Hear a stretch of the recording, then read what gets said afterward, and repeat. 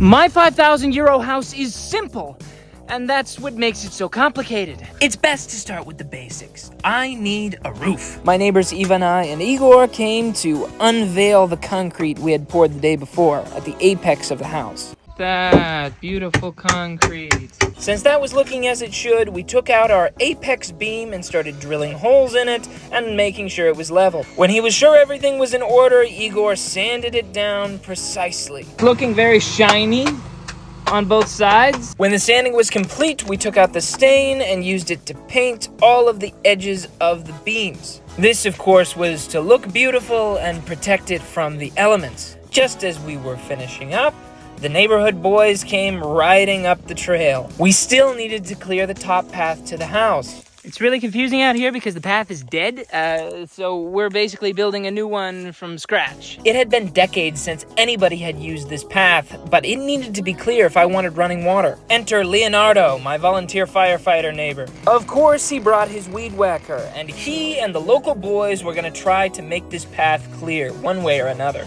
But I had to go back down the hill and check on Igor and Ivana. Igor was trying to use this string to check his work. This is for the fish.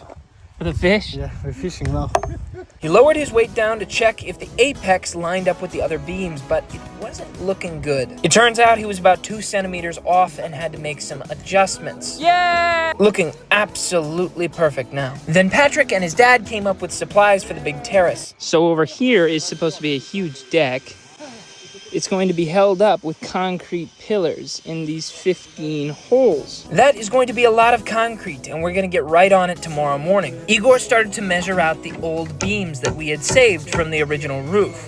They were looking good, but they were dark, and we wanted to sand them so they could be restained. Unfortunately, they only got about halfway done before they had to go for the day. Then when some of the boys came back down to adjust the chainsaw, I remembered. I wonder what kind of progress they were making with Leonardo. They had been working for hours trying to make a way through the forest, and they were making a pretty good team, despite all of the obstacles. This massive tree fell, and it's right in the middle of the path. Eventually, the chainsaw had cut that tree into pieces and we moved it out of the way. Yes, they had successfully created a new path, at least for a small four-wheeler.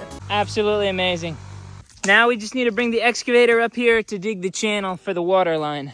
After everyone went home, it was just me sanding the beams on the roof until it started to get dark. Follow this page to see what happens next.